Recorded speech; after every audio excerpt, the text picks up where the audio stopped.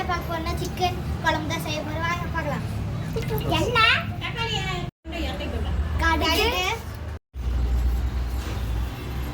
கருவேப்பிலை, வெங்காயம் போட்டுக்கலாம். பொடி பொடியா கட் பண்ணி வச்சிருக்கோம்.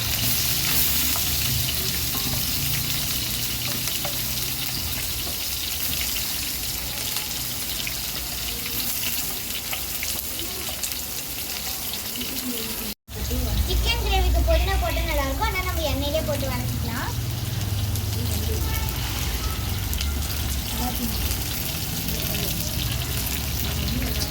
இப்போ நம்ம எல்லாத்தையும் நல்லா வதக்கிக்கலாம்.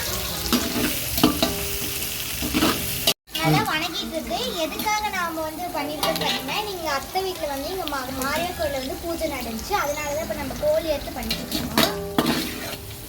அடுத்து தக்காளி போட போறோம். இப்போ நம்ம தக்காளி வணங்குறதுக்காக உப்பு ஒரு ஸ்பூன் போட்டுக்கலாம். அதுலேயே இப்போ நம்ம இஞ்சி பூண்டு பேஸ்ட் 3 ஸ்பூன் போட்டுக்கலாம்.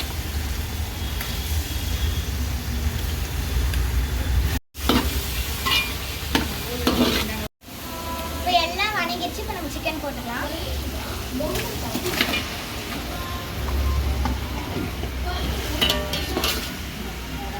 இப்போ இதில் நம்ம கொஞ்சமாக மஞ்சத்தூள் போட்டுக்கலாம்.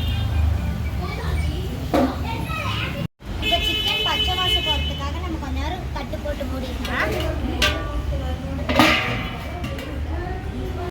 தேவையான அளவுக்கு மிளகாத்தூள் போட்டுக்கலாம்.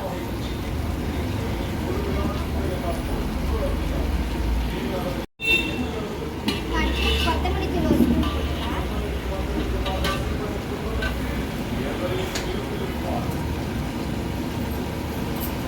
நம்ம எல்லாத்தையும் மிக்ஸ் பண்ணிக்கலாம். இப்போ சிக்கன் மசாலா நம்ம கொஞ்சம் போட்டுக்கலாம்.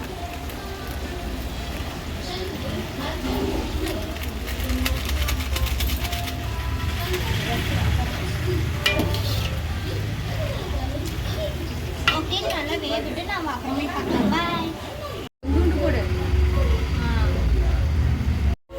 இப்போ கொத்தமல்லி தழை தூவி வச்சு நம்ம கிண்டிட்டு டேஸ்ட் எப்படி இருக்குன்னு பார்க்கலாம்.